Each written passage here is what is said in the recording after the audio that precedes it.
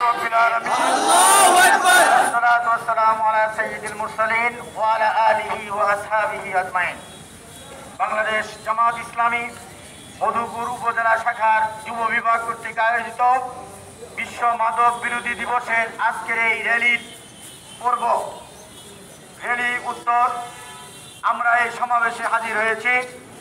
উপস্থিত আছেন বাংলাদেশ জামাত ইসলামী মধুপুর উপজেলা শাখার সংগ্রামী আমির অধ্যাপক জনাব আব্দুল কাদির। উপস্থিত আছে জামাত ইসলামী বাংলাদেশের মধুপুর উপজেলার সম্মানিত সেক্রেটারি মাওলানা রেজাউল খান, যুব বিভাগের সভাপতি সাইফুল্লাহ মানসুর, সেক্রেটারি মোল্লা মামুন আজাদ সহ জামাত নেতৃবৃন্দ, সম্মানিত প্রিয় ভাইরা, আসসালামু আলাইকুম ওয়া রাহমাতুল্লাহি ওয়া বারাকাতুহু। পৃথিবীর মানচিত্রে বাংলাদেশ একটা সর্ববৃহৎ মুসলিম রাষ্ট্রের মধ্যে দ্বিতীয় বিশ্বের মধ্যে দ্বিতীয় মুসলিম প্রধান দেশ।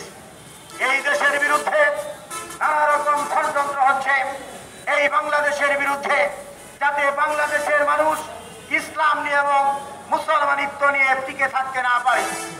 এই জন্য বাংলাদেশের ঐতিহ্যকে ধ্বংস করে দেওয়ার জন্য, মুসলিম দেশকে বিতর্কিত করার জন্য, এদেশের মাদক দ্রব্যকে হালাল করে দেওয়ার জন্য পার্শ্ববর্তী দেশ ভারতের পক্ষ থেকে আমাদের বিরুদ্ধে সুগভীর ষড়যন্ত্র চলছে। আপনারা জানেন, গতকাল আমাদের স্বরাষ্ট্র উপদেষ্টা বলেছেন যে ভারতের ফেন্সিডিল তৈরি করার, ফেন্সিডিল রপ্তানি করার একমাত্র উদ্দেশ্য হচ্ছে বাংলাদেশকে ধ্বংস করা। সম্মানিত ভাইয়ের আমার, আমরা স্বরাষ্ট্র উপদেষ্টার সাথে একমত হয়ে আমরা ঘোষণা করতে চাই, বাংলাদেশে কোনো প্রকার মাদক প্রবেশ করতে দেওয়া হবে না।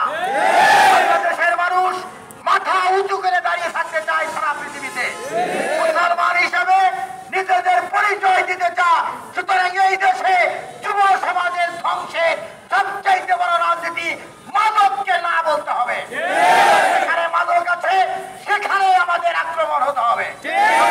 আমার আমরা বাংলাদেশ জামাত ইসলামী এদেশের যুব সমাজকে যদি রক্ষা করতে না পারি, আগামী দিনে এই বাংলাদেশে ইসলাম প্রতিষ্ঠা করা সম্ভব নয়।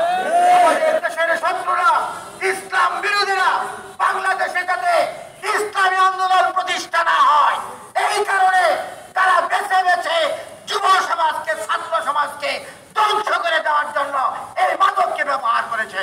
আমাদের যারা অভিভাবক আছি, আমরা যারা জামাত ইসলামী করি, এই মধুপুরে আনাচে কানাচে সবার কাছে বলে দিতে হবে, মাদক মানে বাংলাদেশের বিরুদ্ধে ষড়যন্ত্র, মাদক মানে যুব সমাজকে ধ্বংস করে দেওয়ার ষড়যন্ত্র।